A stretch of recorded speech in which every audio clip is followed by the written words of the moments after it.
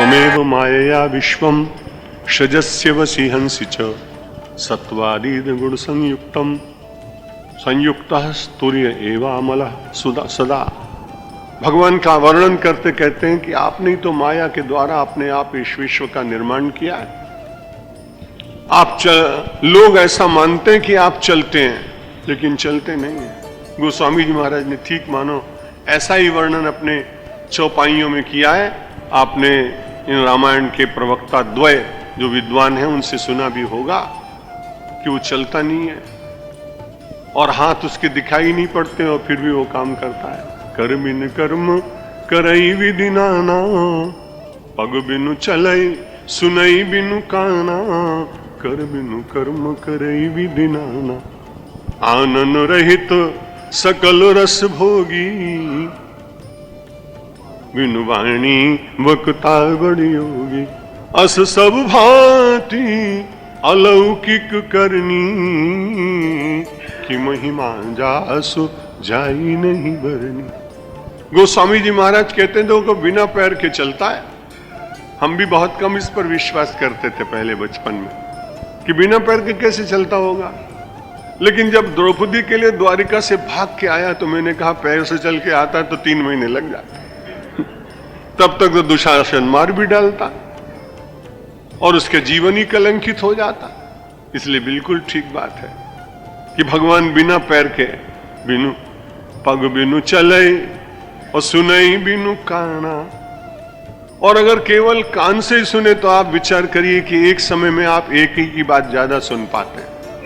कभी अपने घर में देखो 2-4 जन एक साथ बोले तो खुद कहते भाई जरा शांत रहो, इनकी बात सुन लेने दो।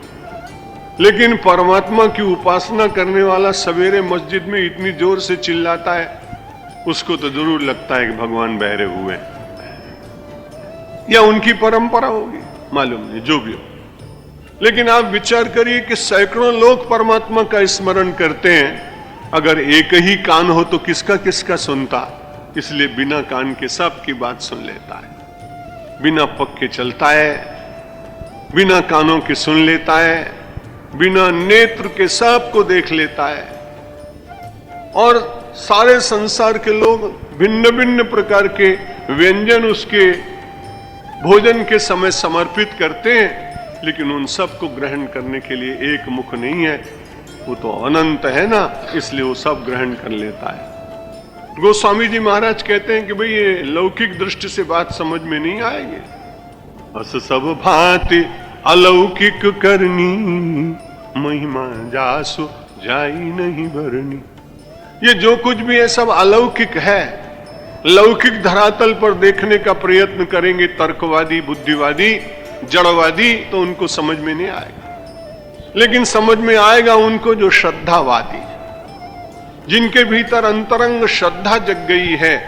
श्रद्धा ही अध्यात्म के गहन तत्वों का ज्ञान अपने आप करा देती है। कई बार स्वयं कहीं गुरु प्राप्त न हो, लेकिन बड़ी श्रद्धा से आप अपने भीतर खोजिए तो वो परमात्मा स्वयं गुरु के रूप में भीतर विराजमान। और जब आप पूरी तरह से आवरण अपने भीतर के हटा देंगे तो परम गुरु परमात्मा की ज्योति प्रकट होकर और आपका दिशा दर्शन करा देती है, आपकी गुत्थियों को सुलझा देती है वो शक्ति। इसलिए अलौकिक है। लौकिक दृष्टि से नापने का प्रयत्न करेंगे तो बहुत कठिन। प्रज्ञा भारती ने अपनी एक छोटी सी कविता में एक पंक्ति कही थी, बड़ी अच्छी लगी थी, कि जब परमात्मा को नापने लगा कोई आदमी तो जितने पैमाने थे सब छोटे पड़ गए। दुनिया को नाप सकते हैं आप।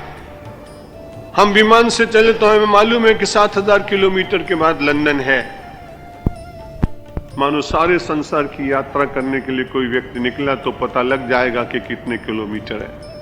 एवरेस्ट की चढ़ाई पर गया तेंजिंग तो उसे मालूम है कि 29,000 की फीट पर पहुंचेंगे तो एवरेस्ट मिल जाएगी।